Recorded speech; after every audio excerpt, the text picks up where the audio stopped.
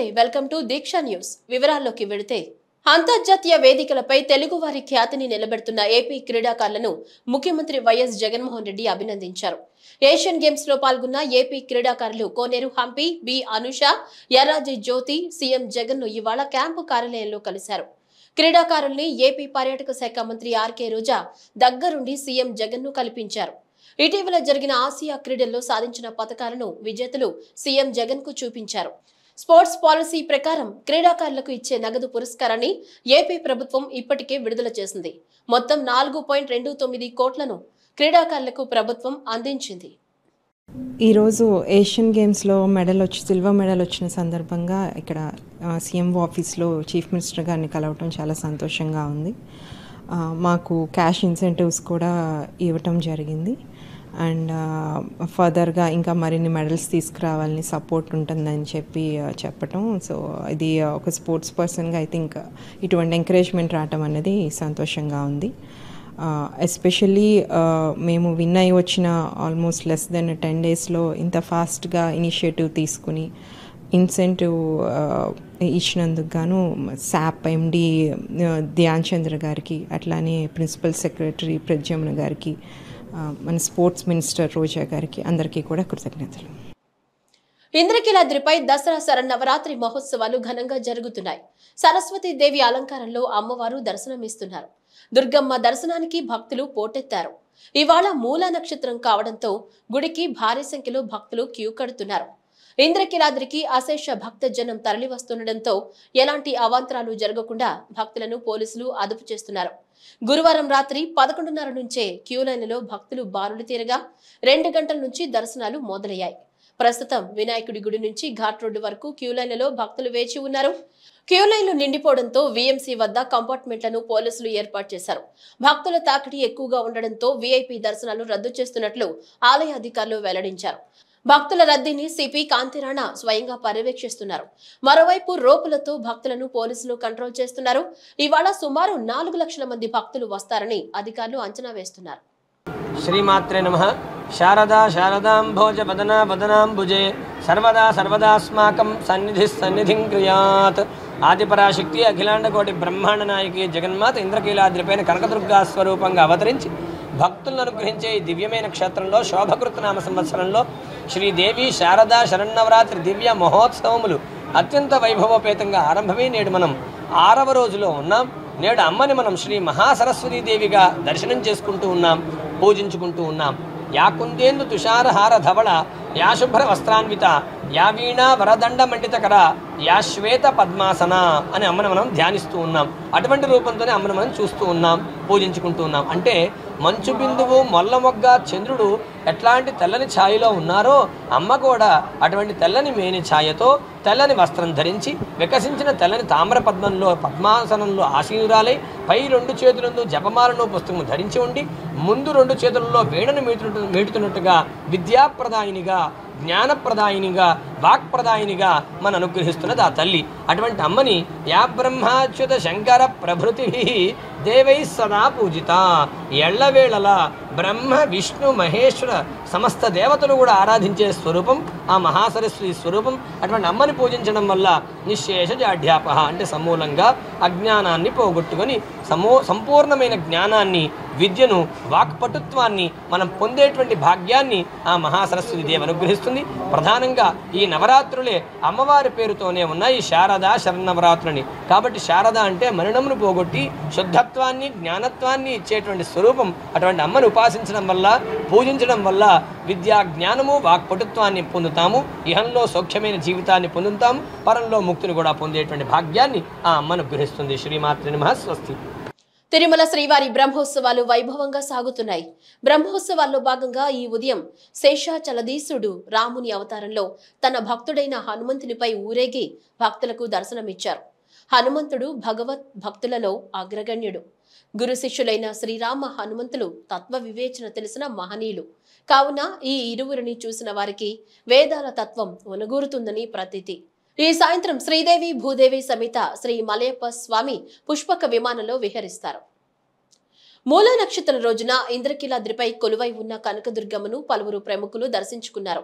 Vijayawada parliament సభ్యులు కేశినేని శ్రీనివాసరావు కుటుంబ సమేతంగా సరస్వతి అలంకారంలో ఉన్న అమ్మవారిని దర్శించుకుని ప్రత్యేక పూజలు చేశారు. ఏపీ హెడ్స్ జగన్ పుస్తకాన్ని తెలుగుదేశం రాష్ట్ర అధ్యక్షులు అచ్చెన్నాయుడు శుక్రవారం పార్టీ కార్యాలయంలో విడుదల చేశారు. ఈ సందర్భంగా ఆయన మాట్లాడుతూ ఈ పుస్తకాన్ని ప్రతి ఒక్కరూ చదవాలని కోరారు. ప్రతి ఒక్కరూ వద్దు జగన్, నిన్ను ఇక మేము భరించలేమని ముక్త కంఠంతో మాట్లాడుతున్నారన్నారు. అలా ప్రజలు మాట్లాడుతున్నారంటే జగన్ రాష్ట్రానికి తీరని అన్యాయం చేశారని అన్నారు. ఎక్కడ సమావేశాలు పెట్టినా అబద్ధాలే తప్ప వాస్తవాలు మాట్లాడిన సందర్భాలు లేవన్నారు. నాసిరకం మద్యం వల్ల 30,000 మంది చనిపోయారని, నాసిరకం మద్యంతో 35 లక్షల మంది రోగాల బారిన పడ్డారని అచ్చెన్నాయుడు ఆవేదన వ్యక్తం చేశారు. ఉచిత ఇసుక రద్దుతో కార్మికులు ఉపాధి కోల్పోయారని, రాష్ట్రంలో విద్యుత్ ఛార్జీల భారం 64,000 కోట్లు పడిందన్నారు. ఎన్నికల మేనిఫెస్టోలోని హామీలన్నీ నెరవేర్చానని సీఎం జగన్ చెప్తున్నారని, అధికారంలోకి రాగానే సిపిఎస్ రద్దు చేస్తామన్నారు. చేశారా? ఏటా జనవరిలో జాబ్ క్యాలెండర్ ఇస్తామన్నారు. ఇస్తున్నారా? 25 మంది ఎంపీలను ఇస్తే ప్రత్యేక హోదా తెస్తానన్నారు. తెచ్చారా? పోలవరం పూర్తి చేస్తానన్నారు. చేశారా? ఎన్నికల ముందు ఇచ్చిన హామీల్లో ఒక్కటైనా నెరవేర్చారా అని అచ్చెన్నాయుడు తీవ్ర స్థాయిలో ప్రశ్నించారు. ఈరోజు ఏపీ హేట్స్ జగన్ అనే పేరు మీద ఈ 4 సంవత్సరాల 8 మాసాలు ఈ రాష్ట్రంలో జరిగినటువంటి ప్రతి చిన్న విషయం మీద డీటెయిల్స్ అన్నీ కూడా పొందుపరిచి ఒక పుస్తకాన్ని రిలీజ్ చేస్తున్నాం. శ్రీకాకుళం నుండి చిత్తూరు వరకు, రైతుల నుండి ఉద్యోగుల వరకు, అన్ని ప్రాంతాలు, అన్ని వర్గాల ప్రజలు ముక్త కంఠంతో ఏపీ హేట్స్ జగన్ అని నినదిస్తున్నటువంటి విషయం ప్రతి ఒక్కరికి కూడా తెలుసు. ఎందుకంటే ధరలు విపరీతంగా పెరిగాయి. ప్రకృతి ఇచ్చినటువంటి సంపద ఇసుకని దోపిడీ చేస్తున్నారు. మద్యపాన నిషేధం అని చెప్పి మద్యమం దోపిడీ చేస్తున్నారు. హామీలపైన మాట తప్పి మోసం చేసినటువంటి వైనం ప్రతి ఒక్కరూ గమనిస్తున్నారు. సంక్షేమ పథకాలు అన్నీ రద్దు చేశారు. మహిళలకి ద్రోహం చేసి అనేక విషయాలని ఈ రాష్ట్రంలోకి తీసుకొచ్చారు. అందుకే హై హేట్స్ జగన్ అనే పేరుతో బుక్కును ముందు రిలీజ్ చేస్తున్నాం. రిలీజ్ చేసిన తర్వాత అన్ని విషయాలు కూడా ప్రస్తావిస్తాం. ఇసుక పాలసీ పేరుతో ముఖ్యమంత్రి జగన్ దోపిడీకి పాల్పడ్డాడని టీడీపీ సీనియర్ నేత పట్టాభిరామ్ మండిపడ్డారు. టీడీపీ హయాంలో ఉచిత ఇసుక విధానం అమల్లో ఉన్నప్పుడు ట్రాక్టర్ ఇసుక 1,200 రూపాయలు, 1,300 రూపాయలకు దొరికేదని ఆయన గుర్తు చేశారు. ఈ విధానాన్ని రద్దు చేసి జగన్ ప్రభుత్వం అమల్లోకి తెచ్చిన కొత్త విధానంతో అదే ట్రాక్టర్ ఇసుక 7,000, 8,000కు చేరిన విషయం అందరికీ తెలుసని చెప్పారు. 2019లో అధికారంలోకి వచ్చిన 2-3 నెలలకే జగన్ ఇసుక దోపిడీకి తెర తీశాడని విమర్శించారు. జిల్లాల వారీగా తన తాబేదారులను పెట్టుకుని దోచుకున్నాడని ఆరోపించారు. జగన్ తాబేరుల దోపిడీని తట్టుకోలేక జనం గగ్గోలు పెట్టడంతో పారదర్శక పాలసీ పేరుతో టెండర్లు పిలిచి జయప్రకాష్ పార్వెంచర్స్ కంపెనీకి కట్టబెట్టారని పట్టాభిరామ్ చెప్పారు. అయితే ఈ రోజుకు ఎవరికీ కూడా జయప్రకాష్ కంపెనీ నుంచి ఒరిజినల్ బిల్లులు రావట్లేదన్నారు. ఎక్కడ ఆన్లైన్ పేమెంట్లు జరగవని, అన్ని చోట్ల నగదు చెల్లింపులే జరుగుతున్నాయని వివరించారు. ఇందులో ఇక పారదర్శకత ఎక్కడున్నట్లు అంటూ పట్టాభిరామ్ ప్రభుత్వాన్ని నిలదీశారు. అందరికీ నమస్కారం. రాష్ట్ర ముఖ్యమంత్రి జగన్మోహన్ రెడ్డి ఇతని యొక్క అవినీతి గత 4.5 సంవత్సరాల కాలంలో ఎంత భారీ స్థాయిలో జరిగిందో మనందరం అనేక కథనాలు విన్నాం, చూసాం కూడా ప్రత్యక్షంగా. జగన్ రెడ్డి చేసినటువంటి భారీ అవినీతిలో మనం ప్రధానంగా చెప్పుకోవాల్సింది శాండ్, ఇసుక మీద ఆయన చేసినటువంటి అవినీతి. ఇసుకాసురుడి అవతారం ఎత్తినటువంటి జగన్మోహన్ రెడ్డి ఇవాళ జగన్ రెడ్డిని అందరూ కూడా ఇసుకాసురుడు అని పిలుస్తూ ఉన్నారు. ఎందుకంటే ఇసుక అంత ఇష్టం ఆయనకి.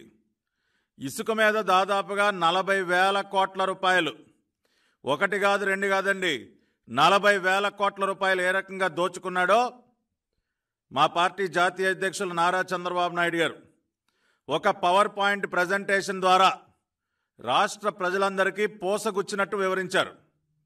ఇవాళ ఆ కక్షతోనే కదా ఇప్పుడు ఆయన గారి ఇసుక అవినీతి బయటపెట్టినందుకు, ఇంకా రకరకాల అవినీతి కుంభకోణాలు బయటపెట్టినందుకు, ప్రజల భవిష్యత్తుకు ఒక గ్యారంటీ ఇచ్చినందుకు, ఇట్లా రకరకాల కారణాలతోనే ఇవాళ మా పార్టీ జాతీయ అధ్యక్షులు చంద్రబాబు నాయుడు గారిని అక్రమంగా ప్రజాస్వామ్యబద్ధంగా ఆయన ఎదిరించలేక, ఆయన వేసేటటువంటి ప్రశ్నలకి జవాబు చెప్పలేక ఇవాళ రాజమండ్రి కేంద్ర కారాగారంలో దాదాపు 40 రోజులకు పైబడి మరి ఆయన్ని అక్రమంగా నిర్బంధించాడు. స్వాతంత్ర సమరయోధుల జీవిత విశేషాలను, దేశం కోసం ప్రాణాలు త్యాగం చేసిన వీరుల ధీరత్వాన్ని భావితరాలకు తెలియజేసి వారి పట్ల గౌరవాన్ని పెంపొందించేలా దేశవ్యాప్తంగా నా మట్టి నా దేశం కార్యక్రమం నిర్వహిస్తున్నట్లు ఉమ్మడి పశ్చిమ గోదావరి జిల్లా సెట్ వెల్ ముఖ్య కార్యనిర్వహణాధికారి MDH మెహరాజు తెలిపారు. జిల్లా నెహ్రూ యువ కేంద్రం ఆధ్వర్యంలో ఏలూరులో అమృత కలశ యాత్ర ర్యాలీ నిర్వహించారు. ఈ సందర్భంగా విశ్రాంత సైనికులను సత్కరించారు. అనంతరం మెహరాజ్ మీడియాతో మాట్లాడుతూ కేంద్ర రాష్ట్ర ప్రభుత్వాలు సమిష్టిగా రాష్ట్ర వ్యాప్తంగా నా మట్టి నా దేశం కార్యక్రమాన్ని నిర్వహిస్తున్నట్లు తెలిపారు. నా మట్టి నా దేశం, అలాగే మేరీ మాటి మేరా దేశ్ స్లోగన్తో మనం ఈ కార్యక్రమాన్ని ఈరోజు అమృత్ కలశ్ మనం క్యారీ చేసి మన మండలం నుంచి అలాగే మన డిస్ట్రిక్ట్ నుంచి ఆంధ్రప్రదేశ్ గవర్నమెంట్ తరఫున విజయవాడలో మనం అందరూ కూడా అసెంబ్లీ అయ్యి విజయవాడ నుండి ఢిల్లీకి ఈ అమృత్ కలష్ని మనం ఈ ప్రతి గ్రామంలో చెందిన మట్టిని మనం అక్కడికి తీసుకెళ్ళడం జరుగుతుంది. మరి ఈ సందర్భంగా ఈ కార్యక్రమంలో పాలు పంచుకొని ఈ కార్యక్రమం విజయవంతం అవడానికి కృషి చేసిన మన విలేజ్ సెక్రటరీస్కి, మండల్ ఆఫీసర్స్కి, మిత్ర సభ్యులకు అందరికీ కూడా నా నమస్కారాలు. ఈ కార్యక్రమాన్ని ఇంత విజయం చేసినందుకు వారందరికీ కూడా నా ధన్యవాదాలు. రాష్ట్ర ప్రభుత్వం తరపున ఈ ఏడాదికి గాను వైఎస్ఆర్ జీవిత సాఫల్య అవార్డులు, సాఫల్య పురస్కారాలను ప్రకటించింది. కమ్యూనికేషన్స్ అడ్వైజర్ జీవీడి కృష్ణమోహన్ ప్రకటించారు. ఈ రోజు సచివాలయంలో సమాచార పౌర సరఫరాల శాఖ కమిషనర్ తుమ్మా విజయ్ కుమార్ రెడ్డితో కలిసి ఆయన మీడియాతో మాట్లాడుతూ వరుసగా 3వ సంవత్సరం రాష్ట్ర ప్రభుత్వం అత్యున్నత అవార్డుల్ని కమిటీ ప్రకటించినట్లు తెలిపారు. రాష్ట్రంలో వివిధ రంగాల నుంచి లబ్ధ ప్రతిష్ఠుల్ని ఈ అవార్డులకు కమిటీ 3 ఏళ్లుగా ఎంపిక చేస్తున్నట్లు తెలిపారు. మొత్తం 23 జీవిత సాఫల్య పురస్కారాలు, 4 సాఫల్య పురస్కారాలు అందిస్తున్నామన్నారు. వ్యవసాయం, సాంస్కృతిక, కళారంగం, తెలుగు భాష, సాహిత్యం, క్రీడలు, వైద్యం, మీడియా, సమాజ సేవ రంగాల్లో పురస్కారాలను అందిస్తున్నట్లు చెప్పారు. వైద్య రంగంలో మానసిక వైద్యులు ఇండ్ల రామసుబ్బారెడ్డి, సమాజ సేవలో డాక్టర్ జి సమరం, క్రీడా రంగంలో పుల్లెల గోపీచంద్, కరణ మల్లేశ్వరి, సాంస్కృతిక కళారంగాల్లో రంగస్థల కళాకారులు ఎడ్ల గోపాలరావు తదితరులు పురస్కారాలను అందుకోనున్నట్లు చెప్పారు.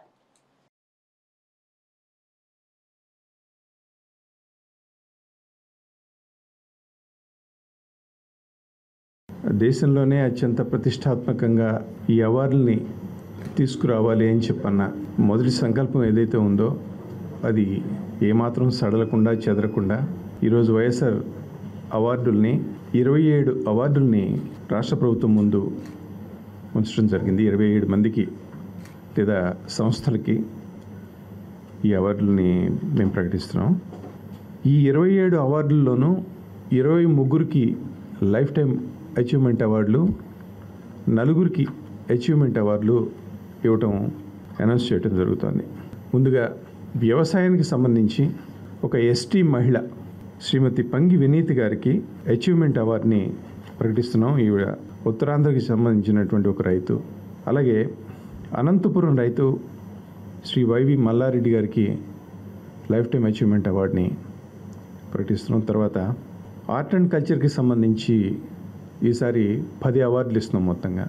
ఈ 10 అవార్డుల్లో శ్రీ ఎడ్ల గోపాలరావు గారు రంగస్థల కళాకారులు, ఈయనకి శ్రీకాకుళం నుంచి అంటే జిల్లా పరంగా చెప్తున్నాం, వాళ్ళ గ్రామాలు పట్టణాలు అనౌన్స్ చేయట్లేదు. శ్రీకాకుళం జిల్లా నుంచి శ్రీ ఎడ్ల గోపాలరావు గారు రంగస్థల కళాకారులు. ఈ అవార్డులు ఎప్పుడు ప్రతి సంవత్సరం లాగానే నవంబర్ 1న రాష్ట్ర అవతరణ దినోత్సవం సందర్భంగా ప్రదానం చేయడం జరుగుతుంది.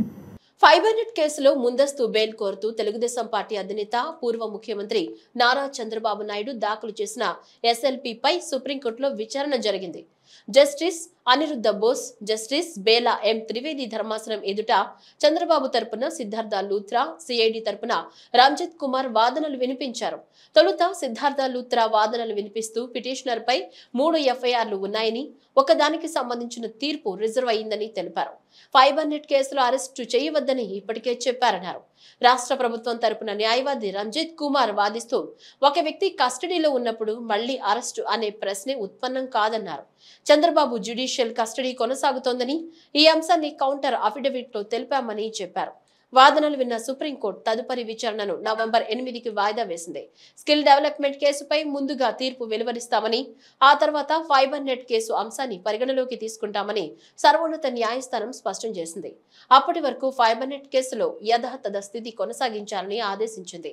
అంతవరకు చంద్రబాబును అరెస్టు చేయొద్దని స్పష్టం చేసింది. తెలుగుదేశం అధినేత చంద్రబాబు సుదీర్ఘ అనుభవం, జనసేన అధ్యక్షుడు పవన్ కళ్యాణ్ ఆలోచన ఆంధ్రప్రదేశ్ రాష్ట్రానికి ఎంతో అవసరమని జనసేన పిఎసి చైర్మన్ నాదెండ్ల మనోహర్ వ్యాఖ్యానించారు.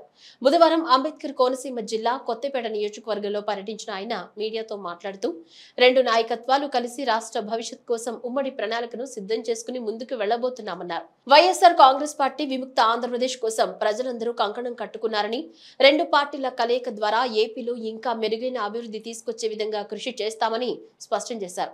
త్వరలో ఉమ్మడి ప్రణాళికతో టీడీపీ, జనసేన ఇంటింటికి వెళ్లే కార్యక్రమం చేపడతామన్నారు. కొత్తపేట మండలం అల్లపల్లి వారిపాలెం, వానపల్లి గ్రామాల్లో ప్రమాదవశాత్తు మృతి చెందిన 2 జనసేన పార్టీ కార్యకర్తలకు 5 లక్షల రూపాయల ప్రమాద బీమా చెక్కులను నాదెండ్ల మనోహర్ అందజేశారు. తోట సుధీర్ గారికి ఈరోజు సమావేశానికి ఒక విధంగా చెప్పాలంటే ఆయనని నగరాధ్యక్షుడిగా నియమించిన తర్వాత మొట్టమొదటి సమావేశం కాబట్టి జిల్లాలో ఉన్న నాయకత్వం అంతా కూడా ఆయనకి మద్దతు పలకడానికి, సంఘీభావం తెలపడానికి, అభినందించడానికి ఈ రోజున వేదిక పైన అలంకరించిన వివిధ నియోజకవర్గాల ఇన్ఛార్జీలు, ఉమ్మడి తూర్పుగోదావరి జిల్లా జనసేన పార్టీ అధ్యక్షులు కందుల దుర్గేష్ గారికి, ఇక్కడ ఉన్న నాయకులకు ప్రత్యేకంగా ఓపికగా సమయం కొంచెం ఆలస్యమైనా కూడా పార్టీ కోసం ఏ కార్యక్రమం చేసినా కూడా కాకినాడలో ఒక మంచి స్ఫూర్తితోటి, ఉత్సాహంతో చేస్తున్న మన నాయకులకు, జన సైనికులకు, వీర మహిళలకు ప్రత్యేకంగా పవన్ కళ్యాణ్ గారి తరఫున, జనసేన పార్టీ తరఫున మనస్ఫూర్తిగా అభినందిస్తూ నమస్కరించుకుంటూ ఈ కార్యక్రమంలో ఈరోజు మేము హాజరవుతున్నాం. 2-3 విషయాలు ప్రస్తావించాల్సిన అవసరం ఖచ్చితంగా ఉంది. ఎందుకంటే నగరం గురించి, నగర అభివృద్ధి కోసం ఏ విధంగా మనకు ప్రణాళిక ఉంది, ఏ విధమైన ఆలోచనలు ఉన్నాయి మన పార్టీ కోసం అనేది పెద్దలందరూ కూడా మాట్లాడారు. గతంలో కూడా ఏ రాజకీయ పార్టీ ఆలోచించని విధానాలు కొన్ని జనసేన పార్టీ తీసుకొచ్చింది. ప్రజాస్వామ్యబద్ధంగా రాష్ట్రానికి ముఖ్యమంత్రి అయిన వ్యక్తిని ఏకవచనంతో సంబోధించడం ప్రతిపక్ష నాయకులకు సరికాదని రాష్ట్ర విద్యాశాఖ మంత్రి బొత్స సత్యనారాయణ అన్నారు. విజయనగరంలో గురువారం జరిగిన వైఎస్ఆర్ కాంగ్రెస్ పార్టీ విస్తృత స్థాయి సమావేశానికి ఆయన హాజరయ్యారు. ఈ సందర్భంగా మంత్రి మాట్లాడుతూ స్కిల్ డెవలప్మెంట్ స్కామ్ లో చంద్రబాబు నాయుడును అధికారులు పక్కా ఆధారాలతో అరెస్టు చేసి రిమాండ్ కు పంపారన్నారు. చట్టం ముందు అందరూ సమానమేనన్నారు.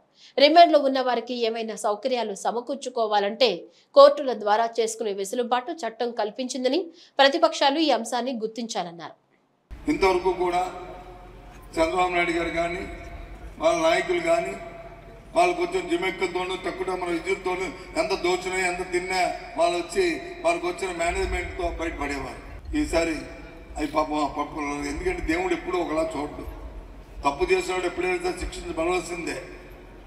మనం ఏదో పూర్వం సినిమా చూసినట్టు దొరికితే దొంగ, దొరకపోతే దొర అనుకుని ఇంతవరకు దొరల్లా ప్రవర్తించారు చంద్రబాబు. మన 6 నెలల కింద వరకు చూసాం.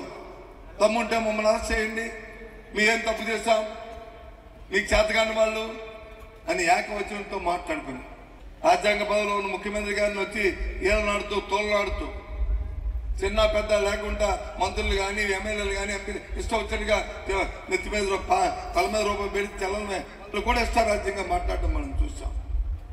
అన్నీ భరించాం. అన్నీ కూడా సాధించింది ఎందుకు? ఈ సామాన్య ప్రజల తనగా అభివృద్ధి కోసం అని. కానీ దేవుడు ఇప్పుడు ఒకలా చూడదు. ఈరోజు జరిగిన సిల్ స్కామ్లో మరి న్యాయస్థానం ఇవాళ రిమాండ్ చెప్పింది.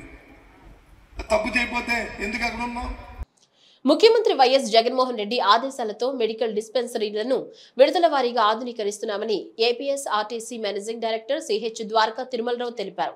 అనంతపురం బస్ స్టేషన్ లో 67,74,00,000 రూపాయలతో నిర్మించిన నూతన వైద్యశాలను ఎంపీ తలారి రంగయ్య, శాసనసభ్యులు అనంత వెంకట్రామిరెడ్డితో కలిసి గురువారం తిరుమలరావు ప్రారంభించారు. ఈ సందర్భంగా ఆయన మీడియాతో మాట్లాడుతూ ఆర్టీసీ సంస్థకు మొత్తం 18 డిస్పెన్సరీలు, 2 ఆసుపత్రులు ఉన్నాయన్నారు. ఆర్టీసీ సిబ్బందికి హెల్త్ ప్రొఫైల్ తీశామని, అనారోగ్య సమస్యలు ఉన్న వారి జాబితా తయారు చేశామన్నారు. మధ్యకాలంలో మేము రాజమండ్రిలో ఇదే విధంగా మంచి డిస్పెన్సరీ ప్రారంభోత్సవం చేయడం జరిగింది. ఈరోజు అనంతపురంలో ఏపీఎస్ఆర్టీసీ డిస్పెన్సరీ ప్రారంభించుకున్నాము. దీని వెనకాలే ఉంది, మీరు నాడు నేడు అని చూడాల్సిన అవసరం లేదు. వెనకాల పోయి చూస్తే సుమారు 35 సంవత్సరాల క్రితం కట్టినటువంటి బిల్డింగ్ ఈ డిస్పెన్సరీ బిల్డింగ్. రేకుల షెడ్డు, చాలా చిన్న ప్లేస్, ఇరుగ్గా ఉండేది. పేషెంట్స్ వచ్చి కూర్చోడానికి కూడా సరైన సదుపాయాలు అనేటువంటి పరిస్థితి ఉన్నప్పుడు గమనించి ప్రభుత్వం దృష్టికి తీసుకెళ్ళినప్పుడు ఎక్కడెక్కడైతే డిస్పెన్సరీ సరిగా లేవో వాటన్నింటినీ ఆధునీకరించమని చెప్పి ముఖ్యమంత్రి గారు చెప్పడం, విడతల వారీగా మేము చేస్తూ ఉన్నాము. ఇది 2వ డిస్పెన్సరీ ప్రారంభం చేస్తూ ఉన్నాము. ఇది కాకుండా మచిలీపట్నం, నర్సరావుపేట, తిరుపతి ఈ 3కి ఆల్రెడీ వర్క్ స్టార్ట్ అయింది, 3 డిస్పెన్సరీలు. అవి కాకుండా ఇంకా కొన్ని మేము ఆలోచించి ఉంచాము, వాటిని కూడా వీలైన త్వరలో డిస్పెన్సరీ స్టార్ట్ చేయడం జరుగుతుంది. ఈ వార్తలు ఇంతటితో సమాప్తం. తిరిగి మరొక బులెటిన్లో మళ్ళీ కలుసుకుందాం. అంతవరకు సెలవు. నమస్కారం.